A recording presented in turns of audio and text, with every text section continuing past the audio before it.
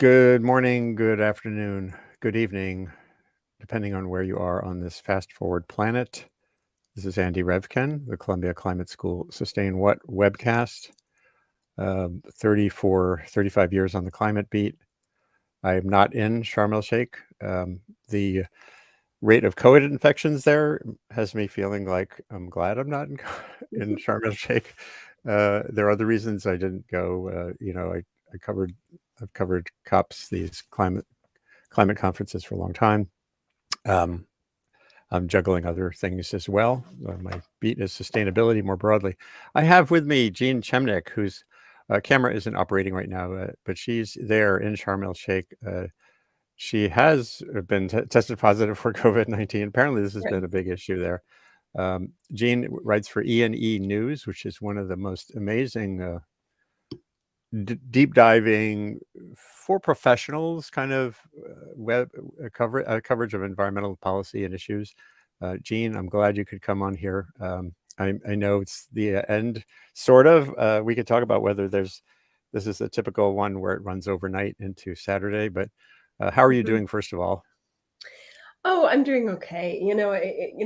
I would have thought I had a cold. I'm not totally asymptomatic. I mean, I was noticing the only reason I tested was that I could tell there was something going on. But well, there have been a lot of infections. So last year in Glasgow, it was extremely careful and extremely, you had to test before you even came to the venue and prove that you had, and there was a whole app for it. It was a whole thing. Here, they just sort of, as they put you on the plane, they were like, "Oh, you've been vaccinated, right? Oh, okay, good." Oh God, Yeah. It's so frustrating. I remember in Glasgow too. The pandemic really constrained developing countries from even attending. The logistics are one thing for all the delegates and like from developed countries where they're all vaccinated as well. But if you're from Burundi, forget about it. So has that been? I know it was a bit of an issue at Glasgow. I don't know if that's been an issue there, just in terms of participation. Well, I mean, yeah, there were serious concerns about activists being able to participate, actually. And I think a lot of people got here, but I think that the activities here are really constrained. I mean, like there's a protest area that seems to be very far away from the conference, and they had to get even their slogans cleared with authorities and their posters, and all they could say was climate justice, not anything that could possibly be controversial.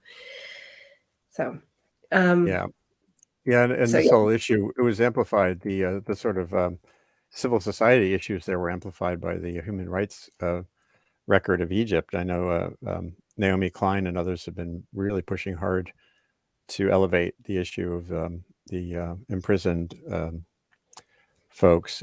And so on top of just the normal civil society presence at the COPs, you've got that too. Did that kind of surface, or was it held off by the authorities, or? Oh, well, they couldn't hold it off completely. I mean, there was a lot of grumbling about focus on the human rights issues, as though they thought that would somehow be something they could avoid. But yeah, and more mundane things too. It just generally has not been a great PR moment for Egypt, I think. I mean, at one point there was, so what are the key issues? This always breaks down. Oh, hold on. Bob Berwin, who's coming on, who's just sent me a message. I think he'll be on soon. What are the three? What's your distillation of what the core points are that are being hashed out even now? Mine. Well, I mean, a lot rises and falls on the whole loss and damage issue. At this particular COP, loss and damage is just sort of having a moment after having really not gotten any attention at all for most of the history of the COP. It's really come to a head, as a result of all, the disasters that we're seeing in so many different countries and things like, the floods in Pakistan. And also just, the fact that racial justice is having a moment. Sure. And the fact, so there are these questions about exactly where things are going to land on loss and damage. Developing countries are extremely determined that there be an agreement to launch a facility here, which is a little bit vague, but it probably means a fund, although it may not all go through the same fund. That would fund, climate-related, damage that isn't adaptation because it's after the fact and it's not avoidable anymore. And developed countries have always resisted that idea, but are starting to realize they have to grapple with the idea of loss and damage in some way now. And over the night, I guess in the wee hours of this morning, Europe came up with this idea of, okay, we'll do a fund, but the fund is only going to benefit vulnerable countries, and there isn't a great definition for exactly what we're talking about there.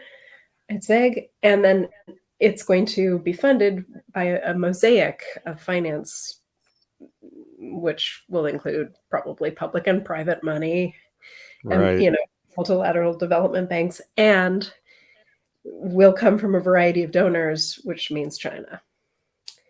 And so there's a lot of gnashing of teeth and frustration and about all of those different bits. Yeah, I saw some back and forthing on, through all of our time on this beat, China, and it's the G77 and China. There's this sort of China is a developing country, and that's been such a pressure point for the U.S. And not just the U.S. Sometimes, China is giant, not just a giant emitter, but a giant economy and competitor. And so, does it still say hide behind the kind of G77 plus China veneer, or is it time for it to grow up? Well, I don't know if that's been part of it. I mean, it's complicated, right? I mean, I've heard it described that way, and I think that's fair. That China likes to portray itself as the big brother and the defender of the developing countries, and the defender against global north intransigence and greed and unwillingness to pay up, and that's there's that. And then also the U.S. is pretty obviously, this proposal is being criticized as an attempt to, by the way, this isn't a U.S. proposal, and it's even kind of unclear whether the U.S. is open to it. This is an EU proposal. The U.S. isn't saying where it is. It's missing in action at this point, at least publicly. But this proposal is seen as an attempt to split off developing countries from one another, because it's telling China that it needs to pay up, and it's saying it, but it's offering money to vulnerable countries, but it's not really saying what those countries would be or how that assessment would be made.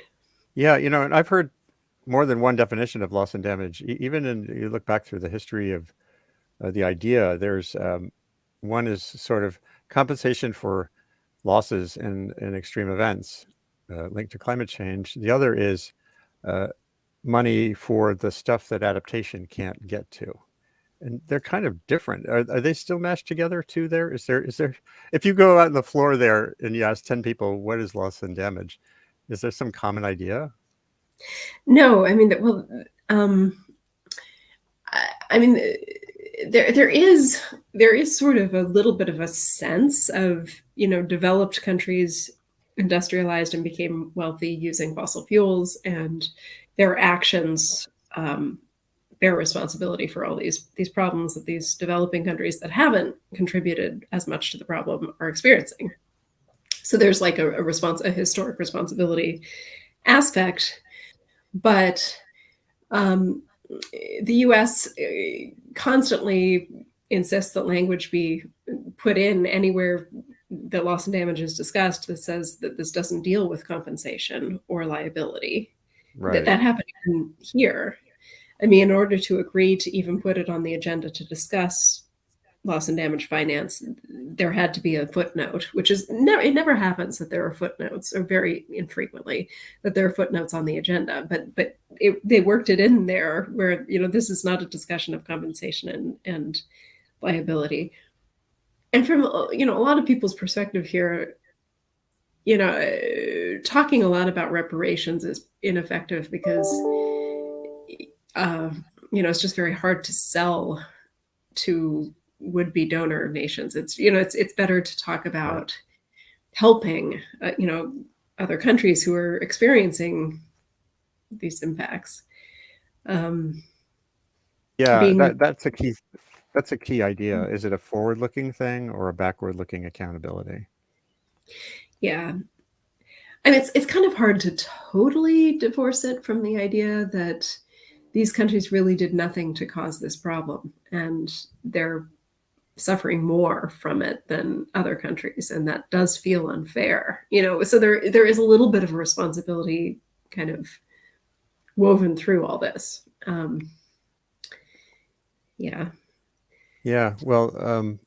the other one thing, and after we're talking about the COP updates, toward the end of this webcast, I'm going to play a short interview I did with a couple of scientists who study monsoon activity, sort of past, present, and future. And there's another layer to the loss and damage debate, to my mind, which is this question. It's becoming possible to discern a climate change component in a particular event, like a flood. No, not a flood, like a rainfall event or a heat wave. You can find the signal in a heat wave, for example. But it's really hard to find the signal in the losses from a heat wave. So the science is still, the loss and damage part from an event is mostly still from how much stuff got built in areas vulnerable to environmental hazards, more than some little nudge in the behavior of it's a even on that level, it's tough. And that's different than the levels being debated on the floor there, I think. Yeah, I think those kinds of that kind of research will probably be valuable at some point, but yeah, the politics of it, politics often gets ahead of policy. I know you deal a lot with U.S. policy. Let me just run something by you. Just thinking about this. In the run-up to the climate bill, way back when, 2009 or so, 2008, there was, and actually even recently, there was all this effort to get carbon credits for farmers into the climate, accounting. And the scientists were warning, well, we don't really know how much carbon stays in a field if you change your plowing practice, et cetera, et cetera. So the science was lagging the politics. Maybe this is a similar phenomenon. I literally hadn't thought of that until just now, that loss and damage policy and debate has gotten way ahead of the science, kind of the way that carbon credits for farming got ahead of the debate, the science. I don't really remember that particular part of I assume the Waxman-Markey bill. It's just this. The politics really kind of drives the discussion so much. Yeah. I mean, with loss and damage also there, I mean, you mentioned that a lot of the value has to do with the infrastructure that's built wherever it's built. But I mean, something that loss and damage also has to grapple with is non-economic losses, because if you have a very poor community that has a low dollar amount that they lose, but they lose everything, and they even lose their ability to stay together as a cohesive society, surely that deserves some kind of aid. I mean, even if there isn't a high, it's not just, it's one of the limitations, I guess, of addressing this as an insurance issue, which has been suggested, and there are some proposals for that. In fact, there's one that was unveiled at this COP. But that's good at assessing damage to certain infrastructure, although there are other problems with that. Like, if that infrastructure gets hit every 2 years, can you really have an insurance mechanism that can deal with that? But God, that's really interesting. Yeah. That also resonates with U.S. issues. The infrastructure bill. Um, One of the big questions with all this money now poised to go to community resilience. You may even have written about this back in the a year or two ago. If you're just doing the FEMA rules, the Federal Emergency Management Agency rules for how funding it goes to where you have the highest financial loss.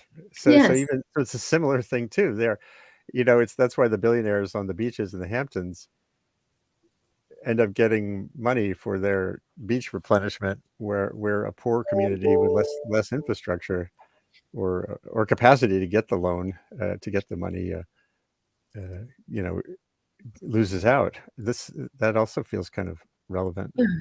Yeah, my colleague actually did an amazing story looking at the Tom Frank did this incredible story looking at who got money from FEMA, and it's ridiculously skewed toward very, very wealthy homeowners. And I'll meanwhile, look that up.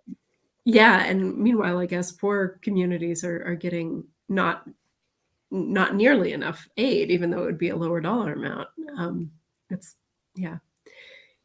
So yes, I recommend his reporting on that.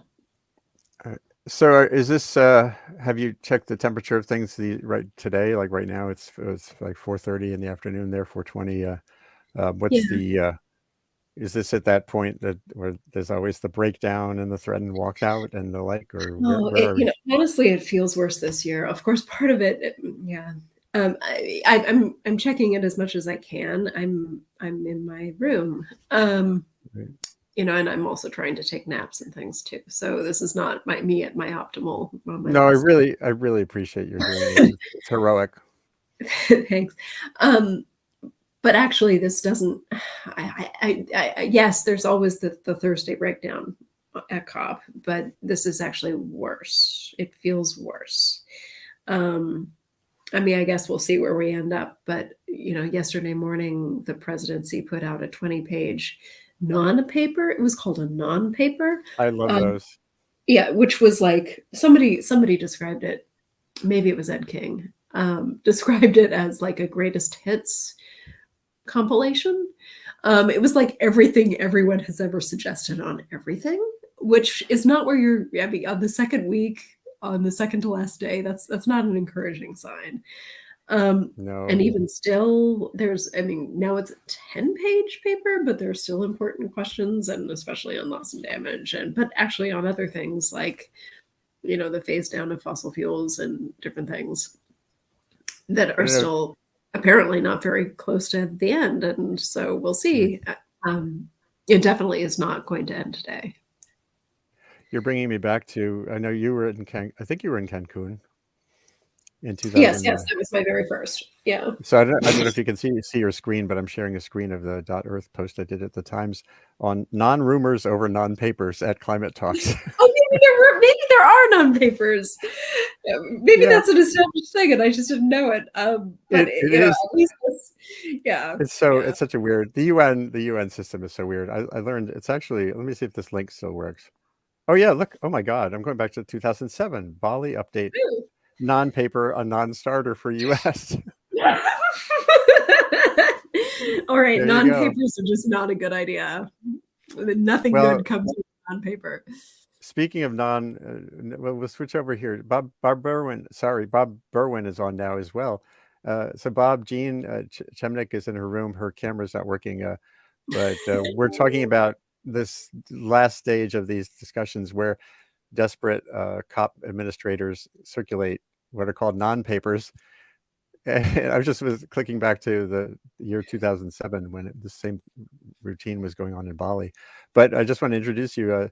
So Bob Berwin, who just got in on the bus from the talks, the venue to your hotel. First of all, are you non-COVID or COVID? I'm non-COVID so far. How did you do that?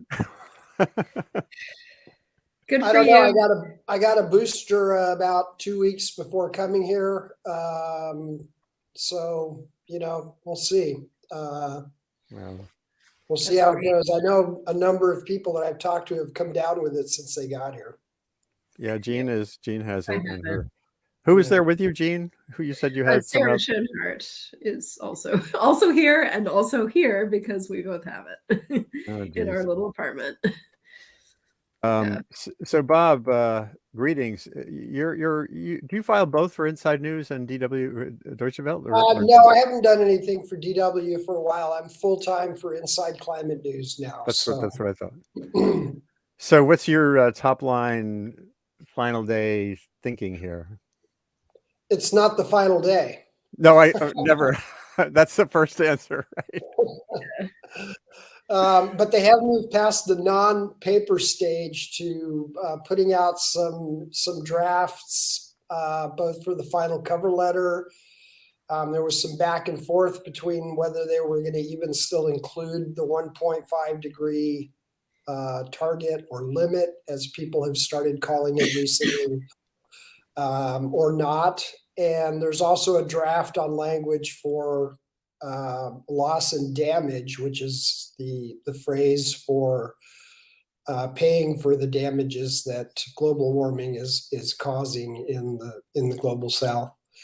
And there are negotiations. I just read that there's a plenary scheduled for midnight tonight, so those things tend to run into the early hours of the next day.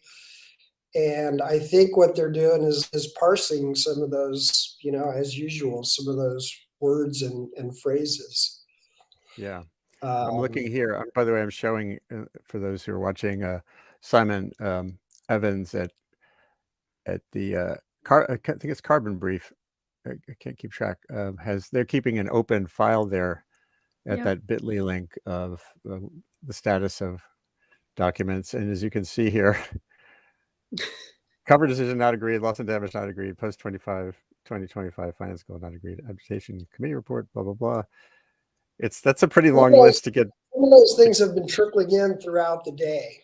I'm on a list where they post the documents as they come in, so I'm not sure exactly when he updated that last, but a few of those I see on there like have been more finalized. So yeah. So maybe I'll ask you both. For those who are not deeply attuned to these things, this COP is like one of the sort of It's still kind of trying to clarify pathways out of Paris in many ways. It's not like a determinative meeting with a gavel that then results in a big change necessarily, unless I'm missing something. Is there, which of these, I guess loss and damage again feels like, do you get the sense this is going to slide once again or not? They're going to come up with something. It's going to probably not satisfy civil society, which wanted more and sooner. But they are going to come up with some language. I can't really say more than that because I don't know what it's going to look like. There may be some, there's some discussion about setting up something outside the UNFCCC. Developing countries want it under the COP. They want it under the UNFCCC. They want it to be part of that. So we shall see. So hi, Jean. The encouraging is that the U.S. is interesting. Sorry. Hi, good to see you. Sorry. The U.S. apparently has been much more supportive, maybe even than expected, of dealing with loss and damage, especially after John Kerry sort of brushed it off there a few weeks in advance of the conference. But at the table, it sounds a little different. Well, sorry, I was just going to say we were talking with Jean earlier about this, and I guess the question is the model. Is it sort of a compensation model or is it a development model? It seems to be one way I would break it down. Jean, again, each of you, if you have that sense of which of those will win out, or is that even a good way to break down the question? Actually, I don't think that's a bad way of breaking it down. I mean, as a development issue, I was sitting in front of the plenary a couple of days ago, and randomly the deputy prime minister of Somalia sat down, which was great, and I interviewed him, and it actually ended up in a piece. And he was talking about the need for development, and that disaster preparedness and also recovery should be considered development and not humanitarian aid. That it's utilitarian for the global north to actually help countries become stable and become prosperous and be able to be resilient. So that's strikes me as Yeah. I was just framing something I was writing around that. There's a total self-interest model for developed countries to foster resilience and progress in places that are vulnerable, because the alternative, if you do that, you're creating markets, you're creating alliances. If you don't do that, you're basically creating disruption, dysfunction, and migration. I think that's a great idea for a story. Actually, I've been kind of wanting to write it. I didn't manage it at this COP, but oh, you never managed much at COPs. Yeah. It's all that. Well, the issues emerge, after you think and have time. Bob, I'm sure you'll be writing about aspects of this going forward too. Is that feel? It may not satisfy those who have this sort of reparations model in their heads, kind of a backward-looking model. But Bob, does that feel? I think the larger question is valid, and it's been a question about climate financing in general for a long time. Is it development? Is it direct aid? Is it loans? Is it not loans? A lot of the objections that I keep hearing is loans, and it doesn't address the reparations question. And more people are talking about this in the context of reparations. That word is kind of loaded, but I've been explaining it to people like if you back into somebody's mailbox with your car, you fix it, right? Or you pay to get it fixed. If you damage somebody else's property, you have a responsibility to make them whole again. And what part of this debate boils down to is that rich countries have damaged poor countries much out of proportion to their responsibility to this. And there's a growing expectation that they should be made whole. And it's as simple as that. Whether or not that happens is a different question. Yeah. We were talking about this too a little bit with Jean, and there are two issues that come up. One is the science is really tough on taking it. It's getting more possible to say X% of a certain extreme rain event was from CO2 out of the atmosphere. It's really hard to do the same thing with losses from a flood, because the difference between rainfall and flood and the development that has happened in a floodplain and settlement creates this matrix where even the UN, Lawrence Bauer, who's contributed to many IPCC reports, his work for more than a decade has shown that push of development and growth and simple population growth, exposure and vulnerability in zones of hazard swamps any measurable metric of the impact of rising CO2. So you end up with this kind of non-starter there. The other thing that Jean brought up was if it's a monetary compensation, then countries that are least developed, if it's about what you lost in terms of money as opposed to lives and what do they call it, DALYs, disability adjusted life years, if your metric is money, then countries that are less developed will get less money. They do talk about non-economic loss and damage, though. I mean, there definitely has to be cultural and other losses somehow have to be incorporated, I guess.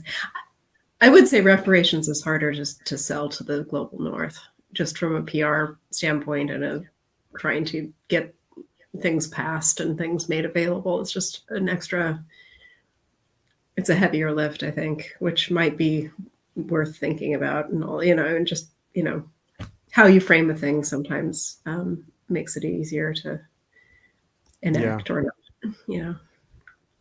So what do you anticipate? Are you there through the weekend, essentially, both of you? Now I am. Oh, right. Can you even fly? I was going to leave tonight. Oh, no. Yeah, actually, knowing that it would probably go longer, but I have a young kid. But now I'm not. Yeah. What's your I'm game staying, plan, Bob?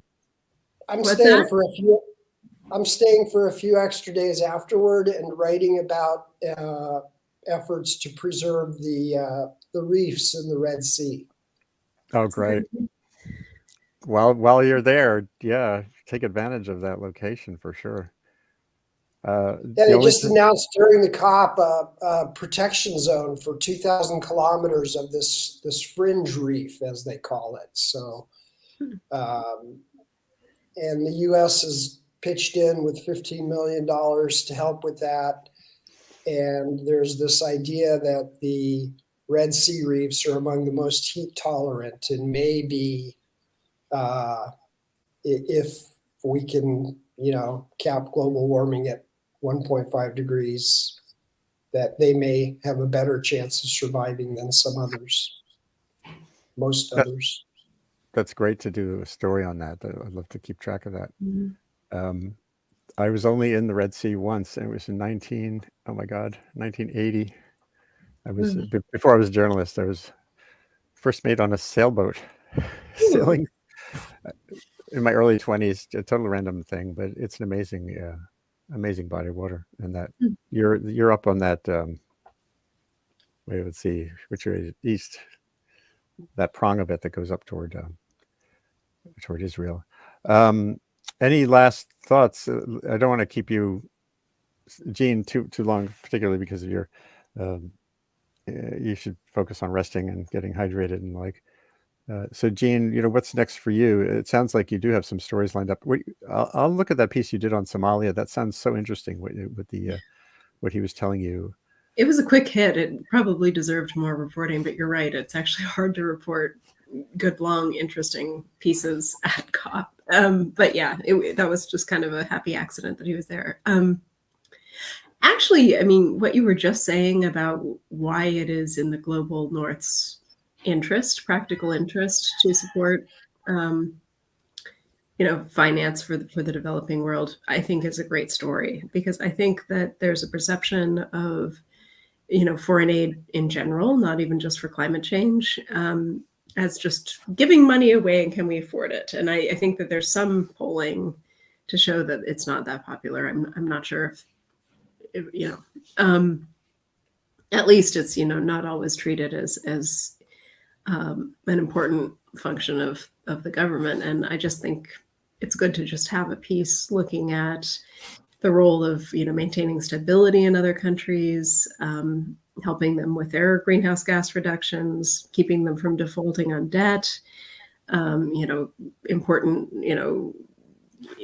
maintaining influence, because other countries might be offering assistance if you're not. And so what does that mean to your soft power abroad?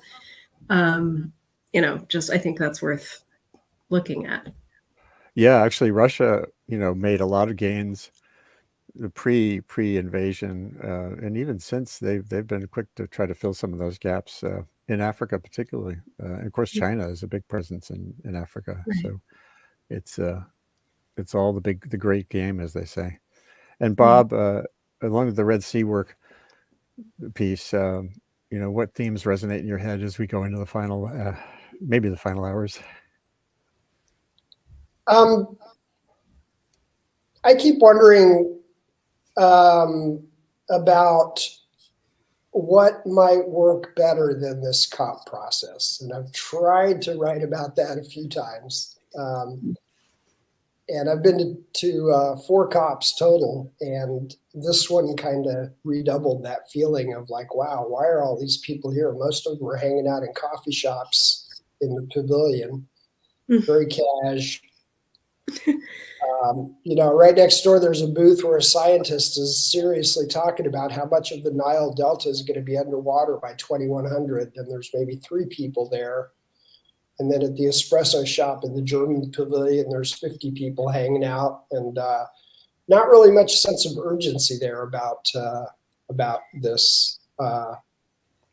So I don't know. I'm not sure. I'm not sure what to say. But is there a better way to deal with some of these things? Maybe not. What do you guys think of the? I've found over the years that I wouldn't call them side events, but the side agreements are almost more impactful. Some of them are greenwash, but some of them aren't. The work on methane, for example, you've got technological advances making it much more possible to identify spot sources of high emissions of methane, and countries are starting to agree on priorities for how to clean that up. That isn't really a pure COP process. And then it was Bush and then Obama. They did these major emitters. It was the major economies under Bush, and Obama changed the name a little bit. It was major emitters, but it was like getting sectors together. Cement, nuclear, whatever. Major economies under Bush, yeah. Right. So having, and Obama they made the point, 85% of the emissions are coming from these countries here. What can we do together on, advancing renewables or whatever? It feels like those things sometimes feel more impactful. I don't know if that resonates, Bob, with what you're thinking. Well, how have those things worked out? How are global CO2 emissions and atmospheric concentrations looking? Is the global methane pledge actually going to have any effect? Personally, I tend to see things like the global methane pledge and then this year's Rainforest Conservation Pact as deflecting from the main need, which is for developed countries in the rich global north to quickly cut carbon dioxide emissions and stop burning fossil fuels. That's what's going to slow global warming. Right. Yeah, to just get it to do the work. Yeah. And that gets back to the domestic realities, which are tough. And then you throw in a Putin invasion of Ukraine, which then, there are these competing ideas. The IEA, the International Energy Agency, has assessed that could really be a good push for a shift to renewables and efficiency that Europe had been very slow to do on efficiency at any rate. But of course, it's also kicked into gear the getting more gas, especially this winter, into Europe. These other events that just sort of dominate the agendas of countries seems perpetually to be a blockade to what Bob was just talking about. Yeah. I don't know. This is going back a little in the conversation, but at some point you were asking, are the side deals, more impactful than what is happening in the actual body? And who knows? But one thing that the actual body really does provide, which I think is very important to a lot of countries, is that it runs on consensus, and at least in theory, any country has a say in it, and it's something where every country actually has to be listened to. And I think that's a lot of why developing countries are really determined to have this new facility exist under the UN, is that they feel like then they have a say in it. It's not something that they're being given at the goodwill of the global north, but there's something that they actually have some input on and have ownership of too, Yeah, God, you're both reminding me of Mohammed Al-Saban, who had led the Saudi delegation for like 20 years, has written a book, and he sent me this book. He's eager for me to review it, but basically it's all about here. This is, I'm going to show a picture from it.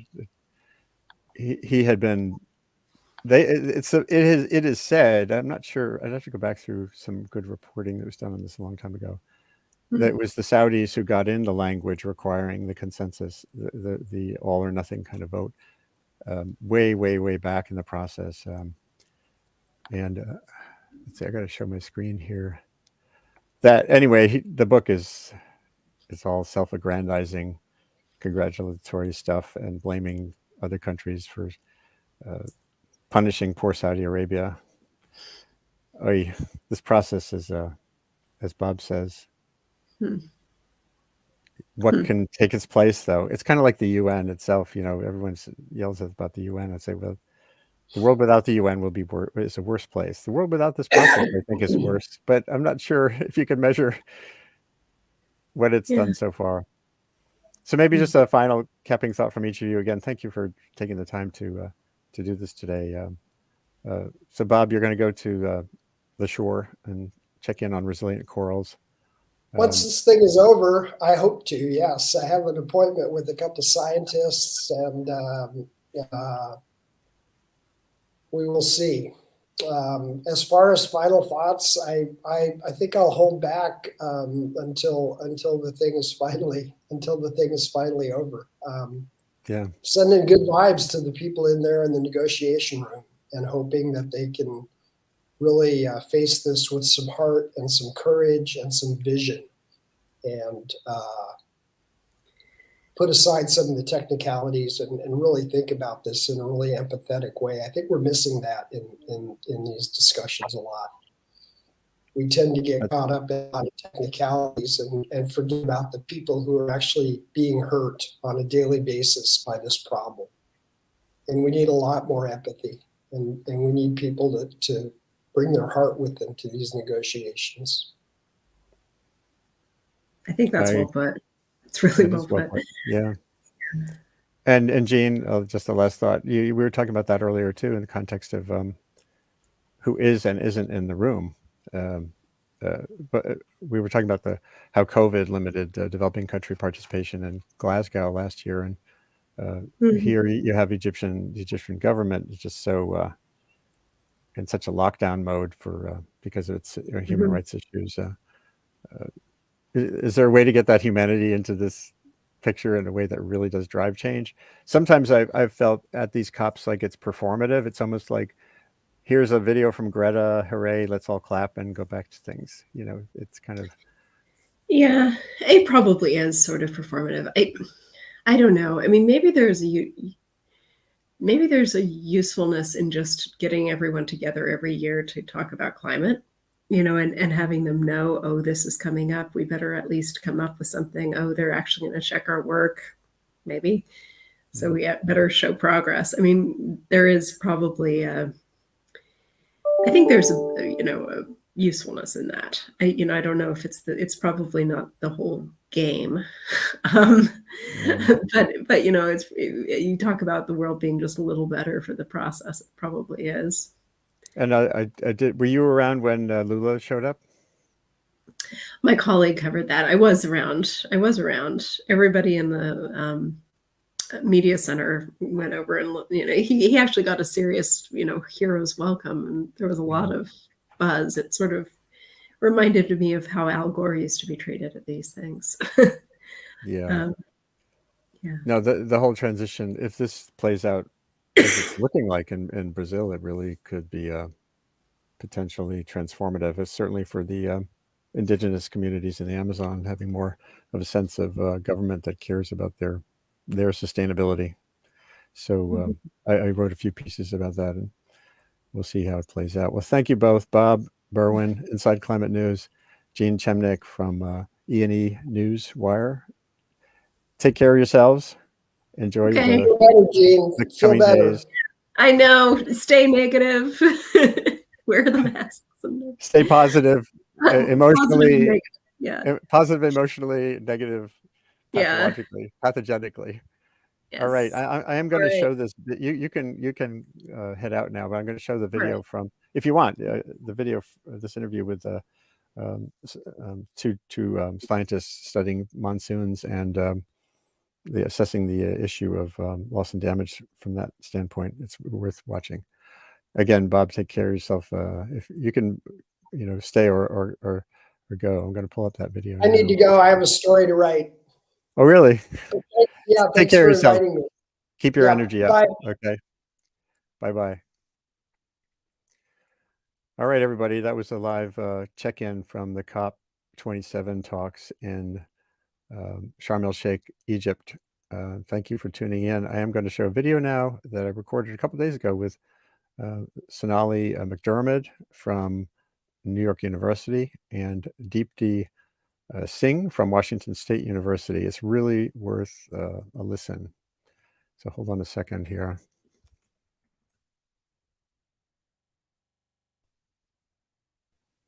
Andy Revkin of the Columbia Climate School Sustain Wet webcast and initiative to talk briefly with a couple of really great scientists who are dug deep on both climate change and climate variability. When you look at big bad hazards, like when the monsoon gets out of control or droughts become extreme, one of the challenges on the planet we have is still discriminating whether something is fundamentally new or just rare. And in the journalism community, we sometimes have a headline, unprecedented X, but quite often it's because it's a short time scale we're thinking about. And things like a million people or more have happened in history. They in modern times, you can have a gap. You can have literally a disaster gap. And right now, this is super consequential because of the debate that's really crested at this year's climate talks around what's called loss and damage, where poor countries that have never contributed to global warming substantially are being hammered by climate impacts.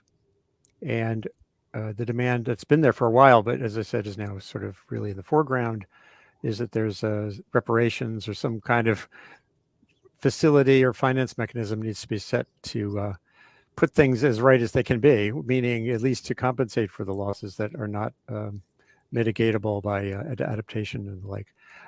So we're going to talk about this a little bit because both Sonali McDermott, did I get your name right? Yep, McDermott? that's right. Yep. Yeah, Sonali McDermott at New York University and Deepti Singh at Washington State University have collaborated on at least one paper that from 2019 I was looking at in depth that really relates to what's unfolded this year in Pakistan with the devastating epic flooding that disrupted 30 million lives, has caused, I think the initial conservative estimate was $30 billion in damage, but that's clearly an underestimate. And one of the issues with, if the same thing happened in the Mississippi River Valley, it would be hundreds of billions of dollars. It's because there's more stuff there, but we can't get too stuck on the monetary things. It's actually still unfolding in Pakistan, the devastating impact on so many things from wheat crops onward. So tell us a little bit, just briefly, each of you, what you study and what tools you use, and when you look at things like extreme conditions and the climate question. Maybe Sonali? Sure. Yeah. In fact, in Deepti's really got the extremes under her belt. But I'll just say that I'm a climate scientist, and I've been working really at the intersection of climate change, land use, and agriculture, which includes water management, for a while. So looking at how we divert and apply water for agricultural irrigation and water resources along those fronts. And so my interest, and then in addition to that, most of my work, or a good chunk of my work, focuses on South Asia. And so looking at intersections between climate change, monsoonal change, and how that translates to food security impacts and impacts on water security across South Asian states. And so that's a key interest of mine. And I think most recently, this is not related completely to South Asia, but we just had a paper looking at the impacts of flooding on food security across the African continent. And so there's a lot to be said for flooding, the conditions that give rise to flooding, and something that I hope to touch on a bit later here are, how you actually, what are the linkages between extreme rainfall and how that might actually translate to flooding, particularly across this domain, which gets a little bit complicated. But those are my interests and sort of what I'm thinking about right now. And I can't imagine a more important nexus of questions. That one of the things you think about global warming. First of all, global warming is the global average. No one lives at the global average of everything, except maybe I think San Diego is pretty close to like the average climate. But as a New Yorker, I like my variability. Let's put it that way. yeah, the extremes are really what matter. Yeah. And climate change again is forcing things in big directions. So it's great that you're working at that interface. Especially, we just passed the threshold, 8 billion people on this planet. We did. Yeah. And one of the most amazing statistics I wrote about this week was that there are 650 million child brides in the world now, women who got married as children, basically, and their fate is entwined with everything that we're talking about as well. So it's an amazingly momentous time. And Dipti, so tell us about what drives you forward. What keeps you up at night when you think about these questions? Well, a lot of things keep me up at night. There's a lot going on in the world all the time. I study extreme events and try to use observations as well as climate simulations to understand how, when extreme events happen, how extreme they are in the observational record, and then using models to actually quantify whether these are attributable to human activity, human-driven climate change, or sort of natural variability and natural forcings. And recently I've been working more. So my initial work was on looking at this extreme event attribution for actually one of the events I started studying for extreme event attribution was the Uttarakhand floods in 2013. That was again similar to some extent, similar dynamics driving it as the Pakistan floods. And so that was that was one of the things that kept me up at night starting in 2013, and a lot of things since then that have done that. So yeah, mostly I've been focusing on how human caused climate change is affecting extreme events. Recently I've been focusing on this idea of compound extreme events, where you have multiple events happening simultaneously, like the heat waves that affected Europe, North America, South Asia, China simultaneously this summer, as well as compounding events in individual regions, like the Western US, as well as in South Asia. And we've done, actually Sonali and I have collaborated on multiple papers, including one on the monsoons right now, to try to understand how different human activities are affecting the monsoons. So we look at greenhouse gases, anthropogenic aerosols, and land use, land cover change, as well as land management. And we're sort of trying to understand how these different factors contribute to the changes that South Asia is experiencing. Because each of these factors, South Asia is one of the regions that is the most kind of affected by all these forcings. And so we're trying to find ways to isolate the effect of these, because some of these are local, some of these are global effects and global forcings. And so we want to try to understand how to separate these. And then I'm also looking at how climate variability and extremes affect food security in the region. Yeah, so sometimes those of us in the outside world tend to mash everything up in simple ways. We see an extreme storm, whether it's the hurricane that hit the west coast of Florida, or the incidents that unfolded in Pakistan this summer. As you see the headline global warming, and you think, oh my God, this is the incarnation of that thing. Can we figure out how to embrace complexity when it's real? Well, I think that is something that we really need to be doing, especially in events like this, where they are complicated by so many different factors. And there's natural variability. There's changes that are happening to the land surface. There are multiple things that are changing in the atmosphere. And I think we want to be careful about what we attribute and how we attribute it. And Sonali, how do you think about that too? When you talk to people, or when you're out in the world, or giving talks, or yeah, I mean, I second everything that Deepthi just said, and I think there's also an element for me about to what end, right? To what end is attribution an important activity and task? I think you highlighted one really important and necessary and that's being debated at the COP right now, which is losses and damages and who pays for climate change, right? And I think that that's something that we both need attribution for and don't in a way, because all roads sort of point back to the same the same responsible actors. But on the other hand, it's important for attribution purposes to sort of understand what plays into what and to try to get into details about not just what caused it, but to the extent that it can inform predictability, in the future too. That's an important component to look at. I think the other side of this equation for me, moving, which is, there's losses and damages and who pays, and then the other side of this is related to adaptation, right? And what we can learn from attribution studies that can help us consider adaptation options.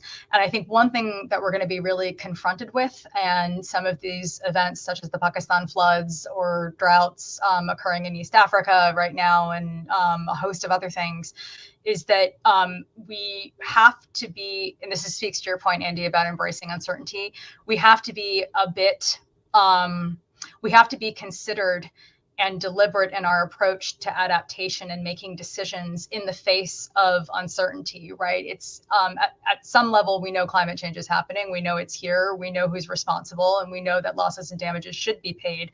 Beyond that, it's going to be hard to anticipate every single extreme that comes up or how intense that particular extreme might be. And so how can we develop response systems and adaptation options that are, I have problems with the word resilient, but for lack of a better term right now, resilient to some of the extremes we might face, and then have monies secured from losses and damages to help us cope with the things that we're not resilient to when our adaptation capacity is exceeded.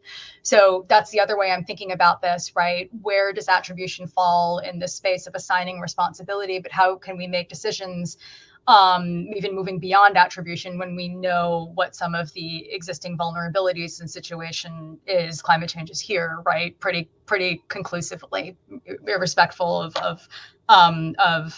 what extreme we might be facing in the moment.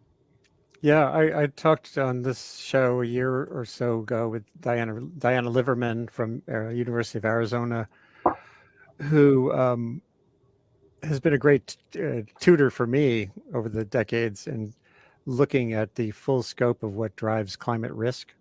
Risk is the thing we care about, right? If you're not at risk, then none of this matters. And it's the hazard, which the flood, the heat, but it's the exposure, how many people are in the way, and factoring in their vulnerability or resilience. Yeah. And that vulnerability factor, it actually, in thinking about it that way, it changed me as a journalist, because I came into this world, the reporting world, in 35 years ago, so focused on global warming. This is my 1988 article. So focused on the climate component that I was missing these other components, and it took me until 2009. There was a paper out of Ghana. There's a lake study there by Shanahan and others that I wrote about for the New York Times, and it said there's these mega droughts that are in the system in West Africa that have been there for millennia, and there's actually not a lot of clarity on what drives them. There's some chaotic relationship between the Indian Ocean and the Atlantic Ocean, and they can last. Some of them were like century-long droughts, and I think if one of those started to emerge right now, we would probably be saying, "Oh my God, this is global warming." But then when I talk to the climate modelers, the guy, oh God, I'm forgetting, Isaac Held at GFDL, the Geophysical Fluid Dynamics Laboratory, 10 years ago, I'm talking to him, and he pointed out how bad the models are at precipitation. So we really don't know what's going to happen with that part of Africa in a rising CO2 world in 2050. The models are kind of like yes or no. Now you could look at that and go, oh, well, just throw up your hands. Or you could look at that and say, wow, what do you do if you know you don't know if it's going to get wetter or drier? You do know you're going to have twice as many people in that region through population growth by 2050. And so what do you do? Well, you focus on making people less vulnerable to flood or drought. Right. So it's more this general conclusion. Right. It doesn't lead to paralysis. The problem is, though, it doesn't fit this global warming emissions reduction messaging. I don't know if you like get caught up in this, even just talking to colleagues. You know, I actually, Deepthi and I haven't even talked about this, I think, together. We talk about it a little bit, but I'm curious to hear what you have to say. You know, I think one takeaway that, I think we want to be a little bit careful with is sort of what scientists are debating, right? Like, we're not debating that climate change is here, it's present, and more importantly, Right. that climate change introduces uncertainties and complications to a very complex background of climate, right? Of climate dynamics, such as droughts and floods and heat waves and all sorts of things that would happen normally. Climate change is a spanner thrown into a very complicated set of works already. And I think the fact that the models are bad at precipitation, or they don't get ENSOs perfectly, the El Nino Southern Oscillation, or that we can't reproduce climate variability is not a reason to discount the role of climate change. If anything, for me, it makes me fear climate change all that much more, because on top of all this uncertainty that we can't quite map the way that we'd like, even though we're getting better at it, we're compounding that with even more uncertainty. And that's not something to play around with, right? Like, that's not. So I think, when Isaac Held or Deepthi Singh says that, that the models aren't good at doing X, Y, and Z, one way to interpret that is to flip that narrative and say, well, then we can't say it's climate change, is really to say, well, then we don't want to play with climate change on top of that. We don't want to know what the influence of climate change is on top of that, because we know it's only going to make predictability even harder. And that's not going to serve us, right, for our adaptation options. So I think as a scientist, the uncertainty that climate change introduces into these already complex systems, and the fact that we can't accurately capture everything, is more a cause for even heightened concern than to say that climate change doesn't matter. I'm not saying that's what you're saying, but then to discount the role of climate change at all. But Deepthi, I'm curious what you have to say about this, given you work on extremes much more closely. Yeah. So I think there are a couple of thoughts I have. So one, in the attribution community, we recognize that there are certain parts of the world where we have more data, and because of having more data and having better models, we can make stronger attribution statements. So because we can't do it for certain types of event in certain regions, it doesn't mean climate change is not having an effect there. And we shouldn't replace that ability of 50 different models to agree on something. We shouldn't replace that our physical with like the physical understanding that we have of how climate change is affecting everything from heat waves to droughts. And for this particular case, for example, like with Pakistan, with the flooding in Pakistan, the study that we were sort of sharing back and forth was the one that was done by the World Weather Attribution, and they actually found a stronger signal when you're looking at the 5-day precipitation amount than the 60-day precipitation amount. And part of that is that we actually have a stronger understanding of how these short-term events, these extreme precipitation events, are going to respond. So even though there might be some uncertainty about how precipitation is going to change in the region on a seasonal or annual basis, whether it's going to increase or not, we know that extreme precipitation events are likely to become more severe. So I think that's something that, like, there's a physical understanding of that, and then the models actually support that. So I think this is something that, like, we recognize in the community. Like, what are we trying to to attribute, being careful about what we're trying to attribute and the ability of models to do it. And attribution requires a good set of observations. It requires models, and it also requires a physical understanding of the climate system. So that's on the science side of the extreme event attribution.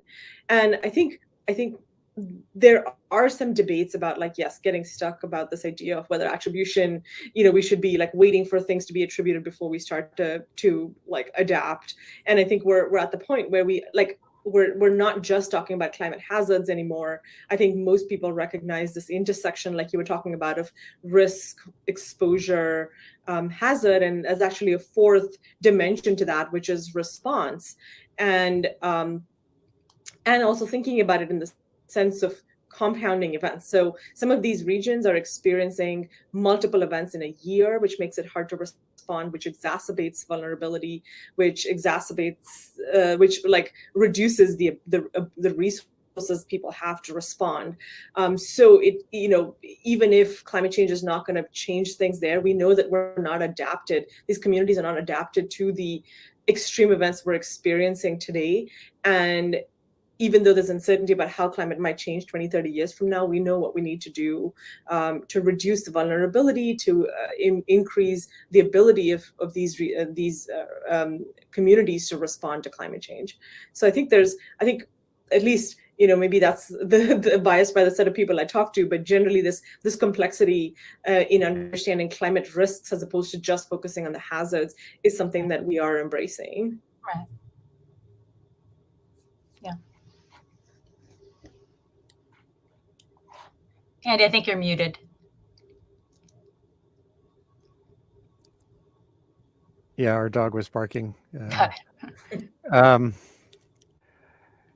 What I fear here is something I wrote about many years ago, where suppose someday there actually is money that starts to flow from rich countries into some bucket. Actually, Lisa Friedman, before she was at the New York Times, wrote about this as well. You could start to get parsed out debates about, well, my extreme event is way more clearly related to climate change than yours. Therefore, I need to go to the front of the line. As Deepti just said, there's parts of the world where it's much more clarity on this, or certain hazards. Heat is much more clearly delineatable. And then, so if you have a limited resource bucket, which it will be, you could end up with these buttes. And whereas if this were cast more generally as rich countries that built their wealth using fossil fuels for 150 years owe something to those countries now who they're saying can't do that. Mm-hmm. Meaning, like Ghana, country, or Mozambique, places with a lot of gas and stuff, they're being pressed to not burn their fuel at the very least. Huh. It feels to me ethically, socially, practically sensible to say there should be a development boost. Making it tied to like how much of this disaster was their fault through CO2 seems to be a losing game, but that's sort of where this is locked. I don't know. So I just wanted to share one that, since we were sharing what facts we read about today. So I'm teaching a course on climate justice, and we were reading an article just today. We're talking about loss and damages today. And we didn't.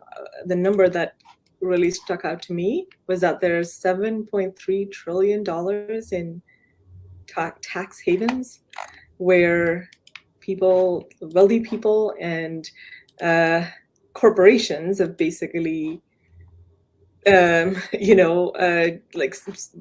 found ways to evade taxes, which could ultimately help support getting towards a more just society and providing and reducing vulnerability of communities. So that's 7.3 trillion. And I think in terms of damages, loss and damages, the estimates I think right now for maybe 2030 is close to 1.3 trillion. So I don't quote me on these numbers, but I think there's a huge mismatch there. And so I think, and Yeah. you're right that like we have gotten to where we are because certain countries and certain corporations have benefited from the damages and the harms that have been inflicted on these countries. Right. And we were actually talking in my class today. We had a pretty strong debate about, when should we be talking about attribution, right? And it's like, should be just the last 30 years since when greenhouse gases have accelerated, or should it be for the damages and the risk that has been shaped by close to 600 years of colonialism? Yeah, exactly. And I'll just add to that quickly, because you couple the tax havens with and I don't know what these numbers are, but Andy, I imagine you'd be able to find this easily, with the debt that a lot of these emerging economies and developing countries, across the so-called global South are saddled with, right, in post-colonial reconstruction, right, and even that alone, right, can incite a lot of vulnerabilities that make any adaptation to any event, let alone a climate-induced extreme event, right, complicated. And I'll just say, we're talking about responsibility, and so attribution, I think, has now, this idea of attribution, just to your comment, Andy, about assigning blame and kind of finger pointing at whose emissions did what. I think Deepthi raises a really important point about responsibility, and I think there is a whole class of attribution work emerging now to redefine or reconceptualize different ways of assigning responsibility, right? So the Paris Agreement conceives of this as a nation state assignment of responsibility, wherein, and it's not even responsibility, it's voluntary commitment, right? At this point, to do something out of the good of your own heart is really the way that we frame that, not to be overly cynical. But that's the conception of the Paris Agreement. However, Richard Heady, right, and others have looked at carbon majors, right, and the climate responsibilities of corporate actors, multinationals. And I think that there's a lot being done across that space to attribute emissions, in addition to other things. So other planetary boundaries, for example, water use, biodiversity loss, you name it, to some of the biggest actors, be it states or multinationals or a combination thereof. And in my mind, I think that it is a healthy thing to look at different ways to assign responsibility to this problem, and acknowledge that it can be a little bit complicated, but B, no matter how you do this, there are certain actors like the United States that rise to the top, and the multinationals that are headquartered right within our bounds and elsewhere. And I think that's, looking at it through that lens gives a variety of communities the evidence that they need to try to seek some sort of loss, damages, reparations, or justice. And so I think we kind of need all of that. And if that does result in some finger pointing, that's something that at least we can start to work with to make amends. Is there the one aspect of this that still interests me is how this has emerged through the lens of the climate treaty, when it's so much bigger. The issues we're talking about here are so much bigger than climate, colonialism, all the extraction that took place, the carving up of Africa, the partitioning of India, and the separation of Pakistan, and they're not unrelated. Right. But but I mean, the transgressions, the obligations are so much bigger than climate, but they're stuck here in the structures of a climate treaty. Yes. Does that feel like it's part of? Is that a problem or a solution? No, I mean, in my mind, and that to me, it is a problem, and it's a problem. It doesn't need to be the problem that has resulted from the path dependency, meaning the way these kinds of the climate treaties and agreements have evolved over time, coming to this idea of justice a bit late in the game, right? That it wasn't synthesized, this worldview, this kind of constructive worldview, right? from the very beginning, right? This sort of how do we redistribute in order to address some of the harms that the post-colonial period, the colonial period wrought on a lot of places, because that wasn't embedded to begin with, right? And because it was such a narrow lens, we're finding ourselves in a place where our instruments are not up to the task that we're realizing is in front of us, right? Now, having said all that, it's definitely not perfect, and it is a starting point. But when we start talking about the elements of the Green New Deal type thinking, and some of the more recent policy related work that lots of actors have been working on, so governmental space, NGO space, activist groups have been trying to push forth, I think there is a growing acknowledgement and realization that these things do have to be intertwined, this climate justice space, if you will, and that you need both of those things together. And I think we're kind of flopping around a little bit because we're not quite sure how to tackle this. But the fact that we're talking about it even now in this conversation, and in ways that we haven't before, and that it's, we are attempting to integrate that across the policy space, even if it's not perfect and even if it's less than it needs to be. I think that is a signal that there's a growing community globally that understands that these things have to happen together. So I won't go so far as to use any kind of like word signifying hope, but I have a complicated relationship with that myself. But I mean, I will say that I think there are avenues for using Paris or using some of these climate treaties as a backdrop to something that is more comprehensive. So I don't want to damn it too much in that respect. But at the same time, you're absolutely right. It's an insufficient set of tools to address. And Deepthi and I are actually, conceptualizing some kind of, writing about this, that it is possible to have a high ambition climate mitigation world without delivering social justice, right? Without delivering justice from colonialism. I think that is an entirely possible reality. And so we do need to work hard to ensure that that doesn't happen. That has to be a deliberate set of actions. Yeah, that reminds me so much of the conversations I've had with Lisa Schipper about what's called maladaptation. But there's also, I did a session recently on what I proposed is malmitigation. Yeah, meaning where mitigation policy also can kick back. Africa's need to develop, some parts of Africa have a lot of fossil fuels in the ground waiting to make them less poor. And we're saying, no. So all that feels to me like, maybe you're right. This is the fact that this has moved into the foreground means that this overall imbalance could be heading towards some sense of possible balance going forward. It's necessary, but insufficient, right? It's kind of what we're seeing right now. To me, it feels like a natural progression. Like we got to the point where it's saying, okay, what is causing climate change? Okay, that's human activities are driving it.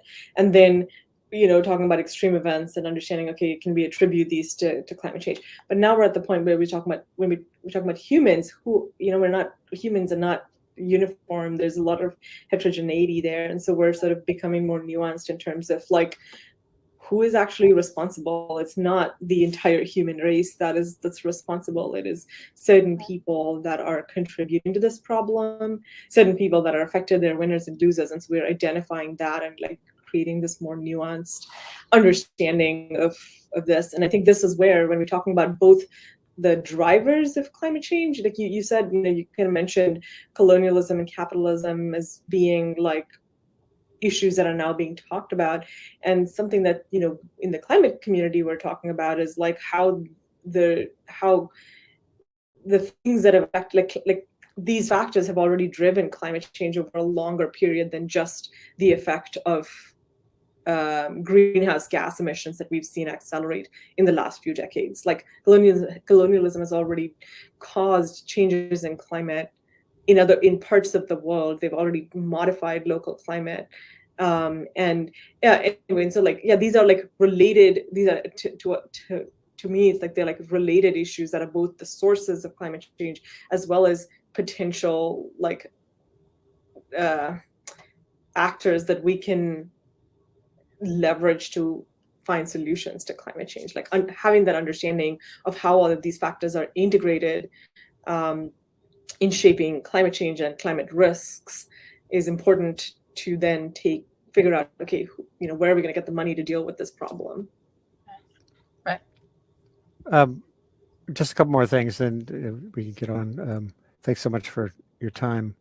The one thing I thought about, I haven't written this in a big way before, but I thought a lot about the last 30 plus years on this beat and thinking, I wish if I could go back in time and change something, the front of this article, the front page here, the cover wouldn't have been, it would have been about climate risk more than climate change.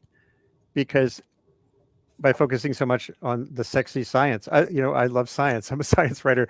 I started on this because it was really interesting. Greenhouse gases changing the world, but the thing that I kind of wish there had been an intergovernmental panel on climate risk. Yeah. IPCR, and then climate change being one driver of risk, along with all the other societal and layered issues. And maybe to me, it feels like that could have brought a better dynamic to this discussion, because it became so focused on climate change, CO2. It sort of hid some of these other factors that have to be addressed. I don't know if that makes any sense. Yeah, I think like with the IPCC report that came out in 2013 was, I think, one of the first few like assessment reports that use risk framing.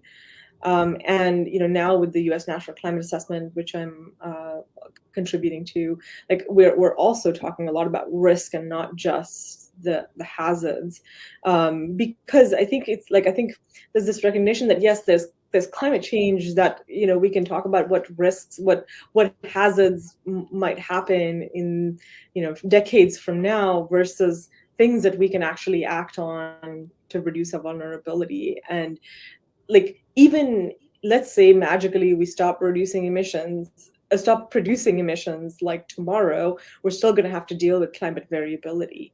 And the way we can do that is by reducing these other factors, the vulnerability, the exposure, and improving our ability to respond. And that comes from like improving predictions, improving our observational network, doing all these things that we can do. And I think that is, in the last 10 years or so, I feel like this idea of looking at climate change from a risk perspective rather than just the hazard perspective is a change I have seen, at least. I don't know, Sonali, what do you think? No, I think that's right. And, I think Deepi, you said something before about kind of this logical progression or something along those lines. And I think we're kind of seeing that here. I mean, look, I'd say don't beat yourself up so much, right? And because if risk is this confluence of like vulnerability, exposure, response, right, and sort of the hazard itself, that to define that risk, that requires being able to have that data on each of those dimensions and to be able to map that and to be able to like understand that like quad dimensional space, right? And I, if we had done that earlier, one could argue, well, then we may have been collecting data and we might have known things better earlier, right? But I think, what Deepi's saying, I agree with, right? We kind of had to figure out what that hazard space was. And we were just sort of grappling with that with tools that were really good at the global scale, right? Like our temperature projections haven't really gotten all that much more, right? They were pretty well constrained, from a long time ago. But, to actually map that risk space requires higher resolution. It requires more data. It requires the kinds of things that we can do now that we weren't really able to tackle with the global scale models back in the 80s, right? 70s, 80s, 90s, and much less have the data to look at what constitutes vulnerability to the extent we even cared about that, right? From the standpoint of underserved communities and things like that. So, at some level, I wonder how much good it does for us to lament what we could have or should have done back then. And I think that we were just restricted in a lot of ways with the high resolution kind of spatial and temporal stuff that we needed, the data that we needed. But having said that, now that we know that, and now that, we've got this convergence of observations, data, and models that can do things that we haven't done before, and now that we're realizing that there's a lot of communities that haven't been served by this, this is a good point to to be looking at this. So I think the more resources can be devoted to it, and I think that just brings me back to one other comment that I meant to make earlier. While we're talking about funding disparities, right, as we know, the funding disparities between mitigation and adaptation are quite vast as well, too, right? Adaptation just doesn't confer those global benefits that, mitigation's sexier to fund in a lot of ways, right? And now we've got pegged mitigation and adaptation, and it's hard to define what falls into what categories sometimes. But I do think that, looking at, combining this risk space, and to the extent that DNA detection and attribution can inform that risk space with adaptation financing specifically, that will have to be ramped up, because mitigation is not going to solve everything right now when we're committed to some level of climate change, likely above 1.5 degrees C.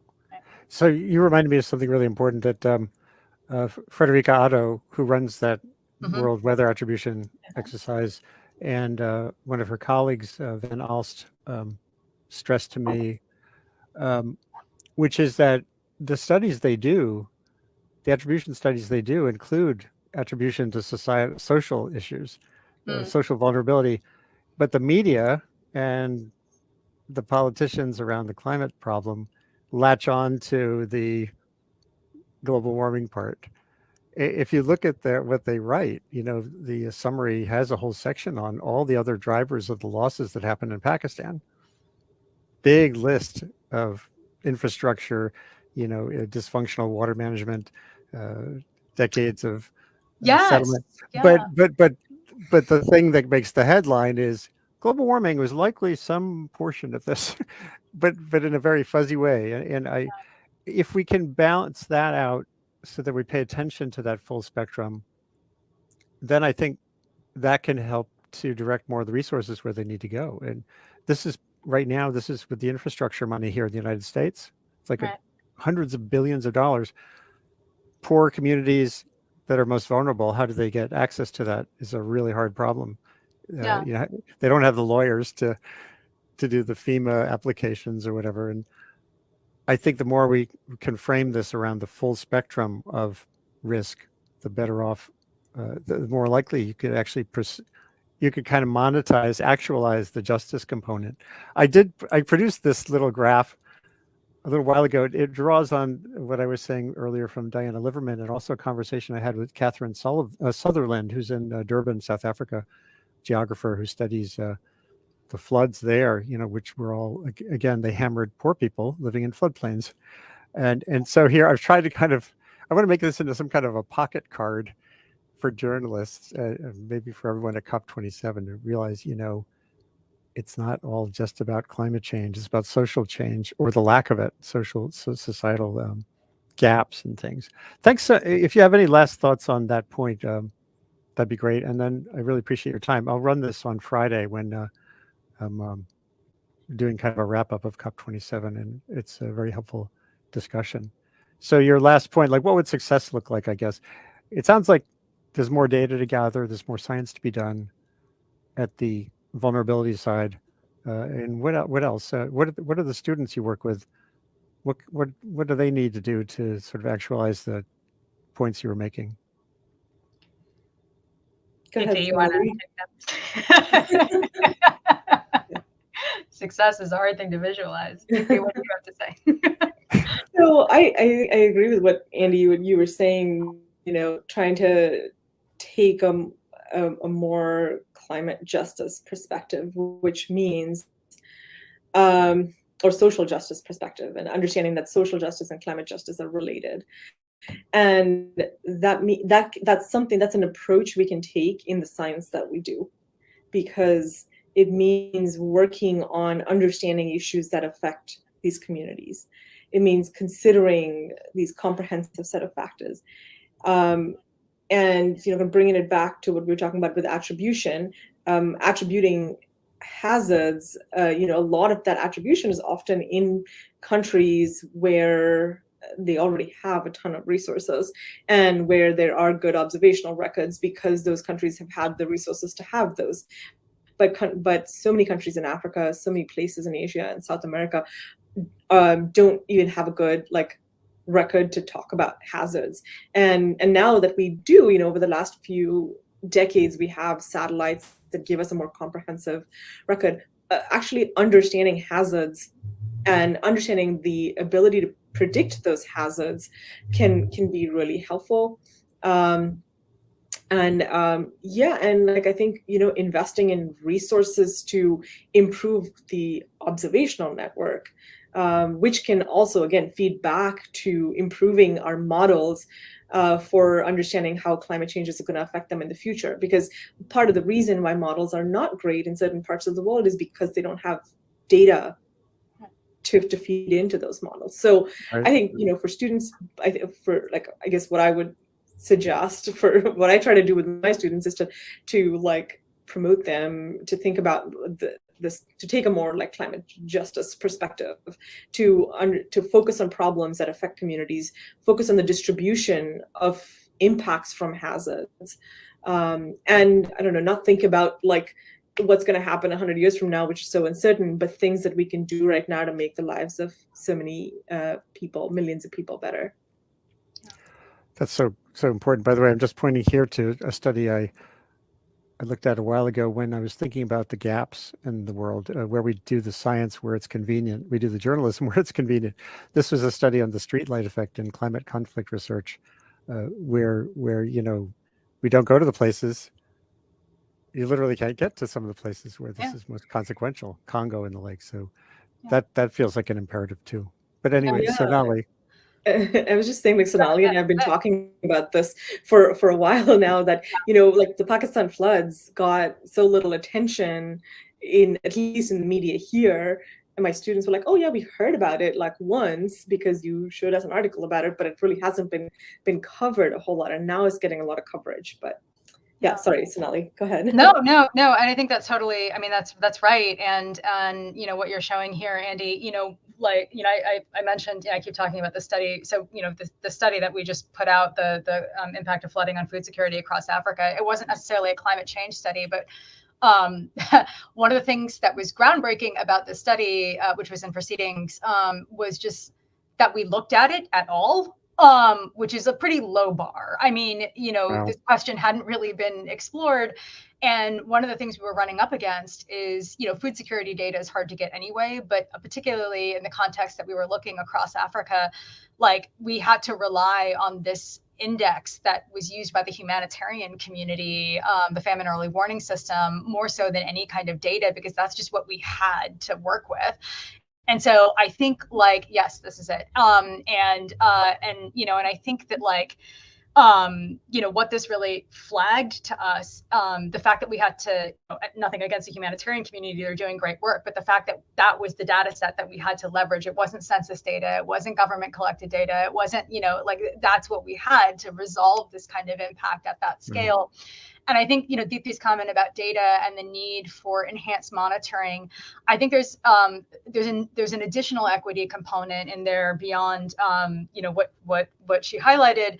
And that's that, if we can start to train, the observational networks are important, A, for improving our models, and A, for being able to understand processes so that we can make predictions. It's also important that people within these contexts and in these countries are trained, and that they're operating it themselves, and that they're engendered in the scientific process, right? And that they have their own data and their own modeling and their own networks, and that they can use that not just for modeling purposes, but even just for daily, day-to-day monitoring, season-to-season monitoring, to make decisions, right, in timely ways.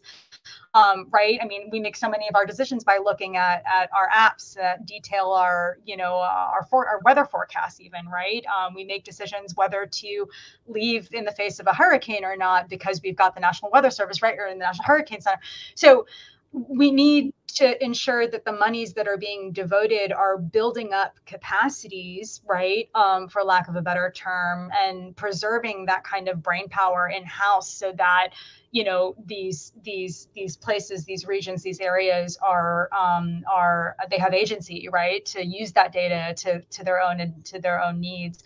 And so I think that this is a really important component of, at least from a scientific perspective, which is what Deepthi and I can speak to. And then beyond that, I appreciate your comments about trying to move away from carbon reductionism and the climate crisis, and really trying to look at this comprehensively. And what that means is that not everything will be about climate change, and some things, some money, some resources will have to be devoted to things that may not seem like they're climate change related: education, women's rights, whatever. But that is something that's needed. I look at this, I think one of the optimism, we have an opportunity here, as as horrible as a situation as it is, we have an opportunity here to be constructive and to kind of create something that's a bit different and new. And I think that with that kind of perspective that we are actively talking about and people are trying to think about right now, we can move forward in a 1.5 plus degree world that can actually be a bit more just, funnily enough. So I'm optimistic that there'll be good people thinking about this. Well, it's clear that there are good people thinking about this, and there are two of them right here. In the conversation I just did on the path beyond 8 billion people on the planet, the same issue and opportunity came up. The idea, the importance of integrating women's reproductive freedom into climate future, into climate resilience work, was expressed pretty powerfully. There's an organization, fpearth.org, and reproductive freedom, environmental sustainability, and the nexus is healthy families, stronger communities, happy planet. So that's the kind of work that needs to be done. I'm really glad you're both at it. Let me just close that out. So let's keep talking, okay? Deepthi Singh at Washington State University, Sonali McDermott at NYU. Great to see you again. And all I can say is keep it up. There's a lot of work ahead. But I think, as you've expressed, there's signs, there's paths. There are all these action paths. Anyone who gets paralyzed by scale here is missing the prismatic aspect of it. If you can do something on the ground with women's reproductive rights, you could do something related to better civic science in a flood-prone part of Africa or the Southeast United States. Something to do everywhere by everybody. Thanks again. This is Andy Revkin, Columbia Climate School Sustain What Enterprise, signing off from Wabanaki territory up here in Maine, otherwise known as Ellsworth. And take care of yourselves, and thanks for your time. Yeah, thank you for this conversation. Thanks, Andy. Bye. Take care.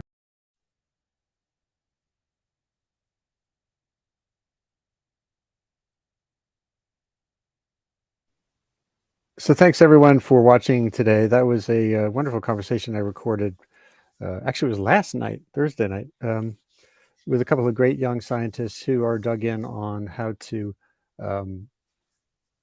pursue progress on understanding climate variability and climate change, understanding climate impacts on communities, trying to focus harder on identifying where the vulnerability is greatest, meaning the mix of exposure and capacity to withstand climate hazards, and getting busy, getting more initiatives, more investment focused on filling those gaps, both in understanding and in action.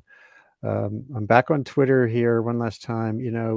For those of us like me as a journalist who rely on Twitter tremendously, not just as a place to put something out, but as a place to keep track of things, I still feel pretty confident Twitter will survive the sort of abuses of this extreme event that's unfolding because of Elon Musk's abrupt, fairly ill-planned takeover. There's a lot of conversation this morning on Twitter always about how it can be sustained. I'm on Mastodon too. It's not the same. Anyone who knows the full discoverability and searchability and collaborative potential of Twitter realizes to me, Mastodon is kind of a cul-de-sac. It's not an idea agora marketplace. And then if you're keeping track of events, here I am live pretty much, looking at the hashtags here are COP27, loss and damage. So I'm back in my home, but able to keep track of the latest discussions in Sharm El Sheikh. Even documents are being posted here. I'll show you a couple. This is not just, random tweets. There's here, right? So here's the loss and damage collaboration with the latest. This is from this morning, new text, and they have concerns about language like funding arrangements. They, developing countries want a mechanism, an actual entity set up to deal with this. But as my conversation this morning with the two journalists I had on earlier made clear, it's a long path to getting that set up. Take care, all of you out there. Hello, Joanne McGarry. Hello, Doug Grant and others. Let's keep in touch. Let me know what you're thinking about. Go to my Substack entity down in the distracting little bar there at the bottom, revkin.substack.com, to keep track of what I'm doing. And stay safe and build resilience at whatever scale meets your capacities. Take care. Have a good weekend.